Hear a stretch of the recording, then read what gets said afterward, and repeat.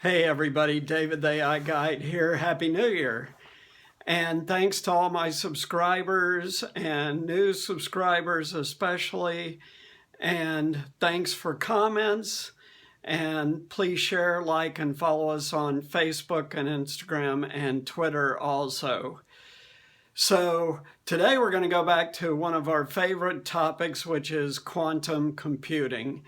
You guys seem to really love this, and there was a great update out of MIT last month, December. I mean, it's only January 5th or 6th, so I will share the link with you on this, but they give us a general update on quantum computing. So quantum computing is still in its infancy, and that's basically what they say. However, a significant advance has been made.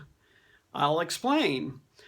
Basically, they say that quantum computing has moved from a purely scientific problem, meaning theoretical, and how do you try to make this thing work? And I think you know, because I've told you before, that IBM has working supercomputers, and they worked with Google and the UC system, University of California system, to achieve quantum supremacy for the first time, which means that a quantum computer solved a problem that a classical supercomputer could not solve, at least not in any kind of realistic timeline. So that was a big step forward. That was only in October of 2020, very recent, but even more recently, what MIT is doing is starting a new engineering discipline called quantum engineering. And this is to bridge the gap between science and the technology, because the technology is built by engineers.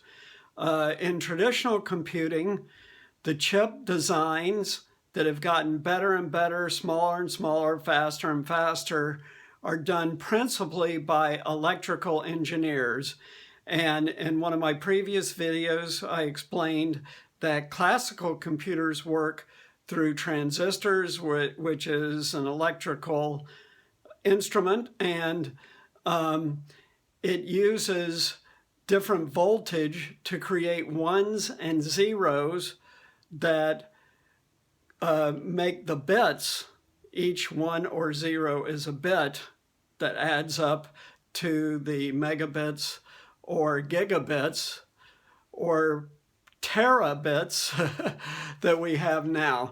Now, one of the things they talk about with regard to classical computers is the miniaturization process that's been absolutely astounding since the original mainframe was invented in the 40s, which I talked about in my History of AI video series. Those computers are less powerful than your wristwatch today.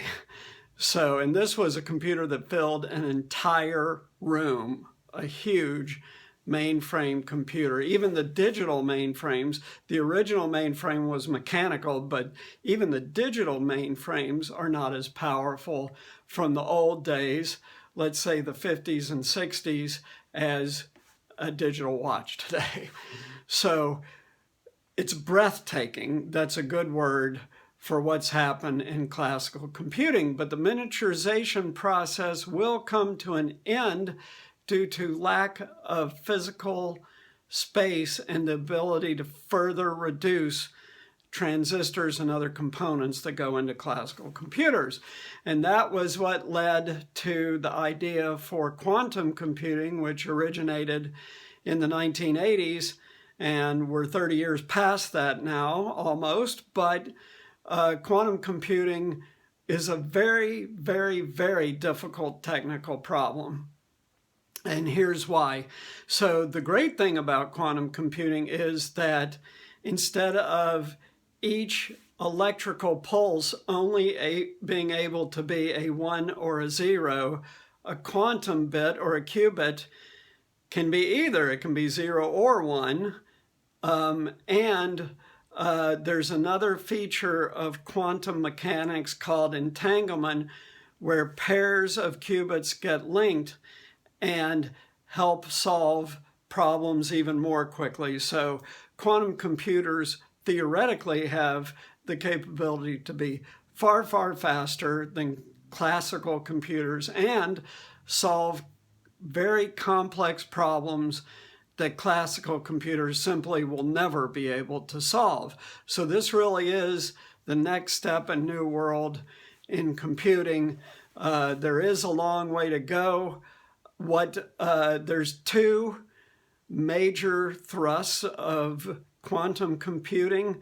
One is superconductors, which means that at a very, very, very low temperature, the electrical impulses naturally create resistance, but when you get to a super low temperature near absolute zero, then that resistance disappears.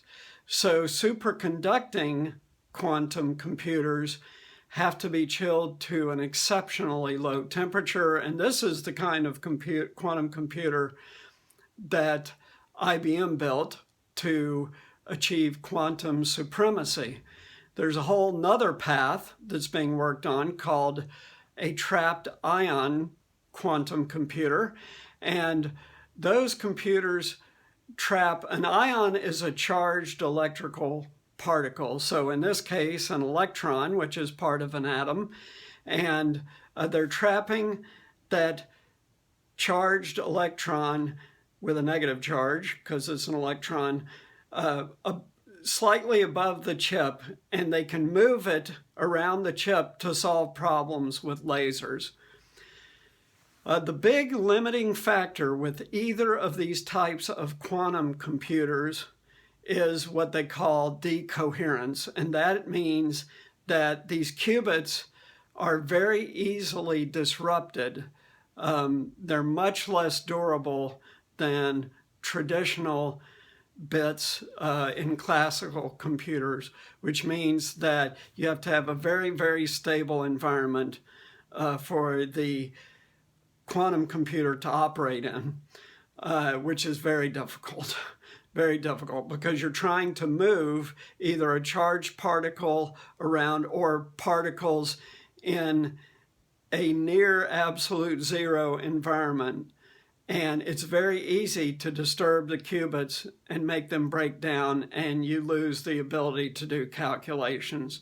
So that's why quantum computing is now shifting into becoming an engineering challenge, because a lot of the theoretical ideas on the science side have been worked out, but now high-level engineers need to work with the research scientists to take the theory and bring it into reality. Again, we talk about job opportunities that will be protected from AI. The whole reason we talk about quantum computers is that the more powerful the computer, the more powerful the AI can be, because it's an algorithm, it's software. Opportunities for you guys in college or partway through college, there's a lot of engineering, different aspects of engineering that will play into the development of the eventual commercial quantum computers.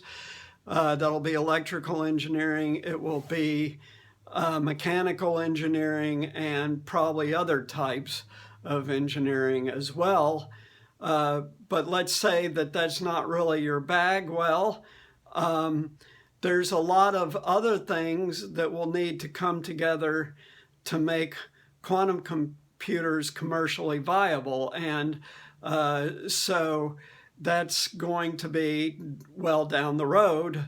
The need for marketing and sales, the need for high-level accounting and finance to figure out what the real cost of these machines is, because over time the cost, just like classical computers, will drop very quickly, and your pricing changes through that curve.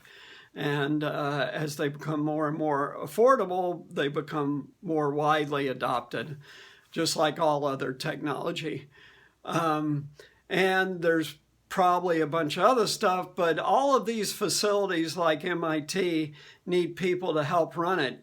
And you don't even have to go to college to get those kind of jobs. And these university jobs are great jobs, right? But why? Because you get a pension, which means you get paid the same amount in retirement that you make while you're working.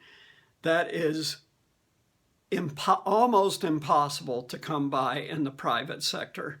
So universities are a great place to work, even if you don't have a college degree. Or if you do have a college degree, obviously you can work in a university setting, and especially probably at your alma mater. So food for thought, guys. Please keep sending comments and or ask questions, but we're going to stay on top of quantum computing in 2021 because between now and the end of this year, breakthroughs will most likely be made. Take care, be well, stay safe.